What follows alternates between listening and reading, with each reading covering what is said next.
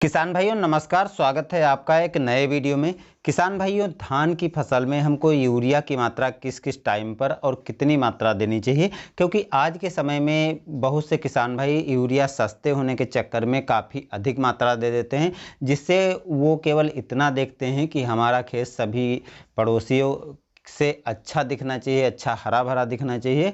और अधिक यूरिया देने से हमारी फसल को तो नुकसान होता है, साथ में मिट्टी भी दूषित होती है और अगली फसल में हमको बढ़ा करके यूरिया की मात्रा देना पड़ता है, जिससे पैसे की भी बर्बादी होती है। तो दोस्तों, धान की फसल में हमको सही टाइम पर यदि यूरिया देने से अच्छा लाभ मिल जाता है, तो फालतू की और बार बार यूरिया देने से कोई फायदा नहीं है। तो पैसे की भी बचत आप कर सकते हैं। इस मात्रा में यदि आप यूरिया की पूर्ति करते हैं तो पौधे को जितनी आवश्यकता होती है नाइट्रोजन की, वो मिल जाएगी और आपकी धान की फसल से भी पैदावार अच्छी मिलेगी।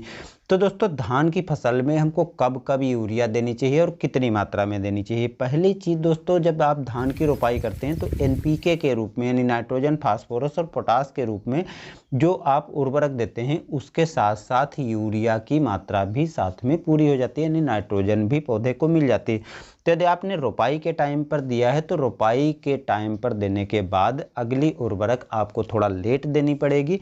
और यदि आपने रोपाई के टाइम नहीं दिया है तो 10 दिन के अंदर अंदर आपको नाइट्रोजन, फास्फोरस और पोटास की पूर्ति अपने खेत में कर लेनी चाहिए। अब 10 दिन के अंदर अंदर जब आप इसकी पूर्ति कर लेंगे तो पौधे को जो नाइट्रोजन की आवश्यकता होती है, जितनी मात्रा शुरुआती अवस्था में, उतनी मिल जाएगी और अन्य पोषक तत्वों को तो आपने दिया ही है। लेकिन हम बात कर रहे हैं यूरिया के बारे में, तो यहाँ पर नाइट्रोजन की पूर्ति जो शुरुआती अवस्था में पौधे को आवश्यक होती है वो मिल जाएगी।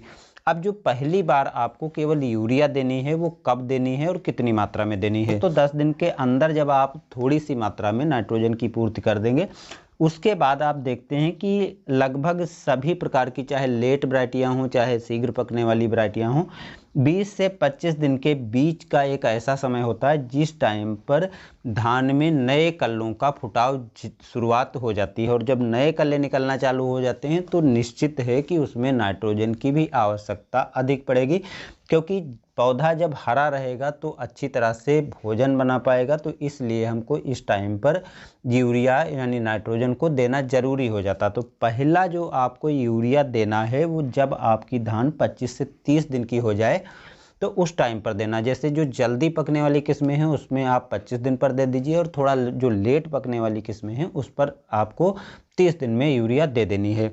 इसमें जो मात्रा रखनी है वो 40 किलोग्राम अधिकतम रखनी है, यानी 35 से 40 किलोग्राम आपको इस टाइम पर यूरिया देनी है।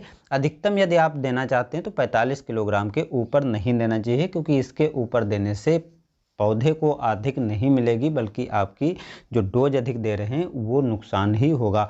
बाकी जितनी ज़्यादा आप यूरिया देंगे ये ज़रूरी नहीं कि आपके पौधे को मिले, क्योंकि लिंचिंग के द्वारा वो मिट्टी में चली जाती है और मिट्टी में चले जाने पर मिट्टी खराब होती है और पौधे को अधिक मात्रा में यूरिया नहीं मिल पाती है। और बहुत अधिक मात्रा में देते हैं तो यूरिया के कारण जो है फसल को नुकसान होता है, फसल जलने लगती है और बहुत से रोग बीमारियां भी लगने का खतरा बन जाता। तो इसलिए आपको बहुत अधिक मात्रा में यूरिया बढ़ा चढ़ाकर नहीं डालना है, जिससे आपका पैसा भी बचेगा और रोग बीमारियां भी लगने से काफ़ी हद तक बचेगी। अब दूसरी बार जो आपको यूरिया देना, क्योंकि ये तो 25 से 30 दिन का जो टाइम है, इस टाइम पर पहली कांतिक अवस्था चालू होती है और जो लगभग 40 से 45 दिन पर समाप्त।